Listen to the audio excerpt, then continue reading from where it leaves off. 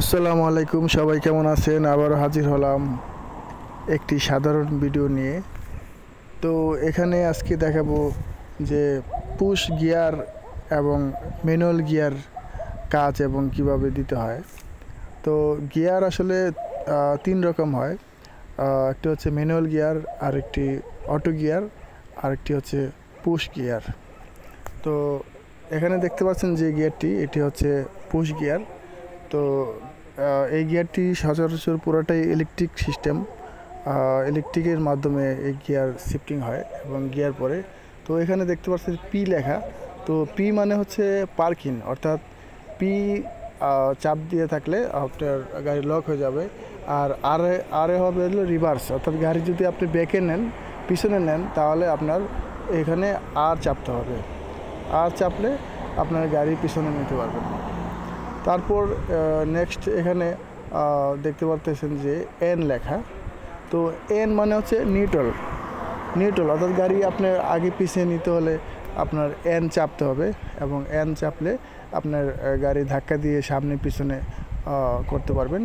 তো এই হচ্ছে এন এর কাজ। আর এর পরবর্তীতে নেক্সট যেটা দেখা যাচ্ছে সেটা হচ্ছে যে ডি।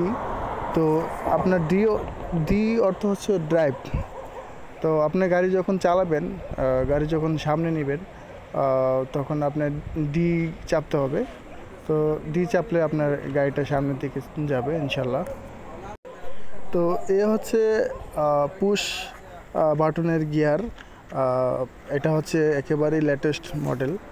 তো এইটি গিয়ারের মাধ্যমে বা গিয়ার বক্স থেকে ইলেকট্রনিক সিস্টেমে আপনার পুশ বাটনের মাধ্যমে আপনার গাড়িটি চলে।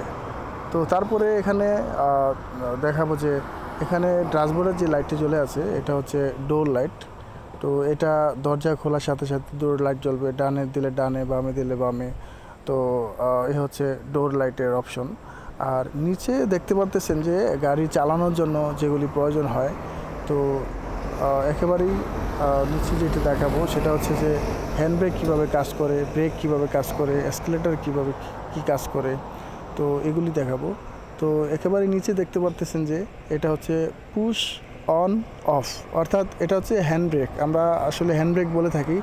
তো আগে ছিল হ্যান্ড ব্রেক হাতে, এখন হয়ে গেছে পায়ে। তো পা দিয়ে হ্যান্ড ব্রেক চাপতে হয়। হ্যান্ড ব্রেক চাপলে গাড়ি একেবারেই সামনে কিছু হবে না। আর এটা হচ্ছে গাড়ি ব্রেক। গাড়ি যখন চালাবেন তখন ব্রেক চাপলে গাড়ি ব্রেক হবে। আর এটার পাশে হচ্ছে এসকেলেটর, আমরা পিক আপ বলি। তো এসকেলেটর যত চাপবেন গাড়িটি তত দৌড়াবে। তো এ হচ্ছে আসলে আমার সাধারণ ভিডিও। তো আশা করি সবাই বুঝতে পারছেন।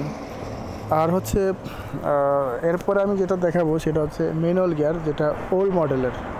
এটা হচ্ছে ওল্ড মডেল গিয়ার। এই যে 1 2 3 4 5 লেখা আছে, এখানেও আর লেখা আছে রিভার্স। পিছনে দিলে পিছনে যাবে, সামনে দিলে সামনে। তো এটা হচ্ছে ওল্ড মডেল, তারপরে অটো গিয়ার, তারপরে পুশ বাটন। আল্লাহ হাফেজ।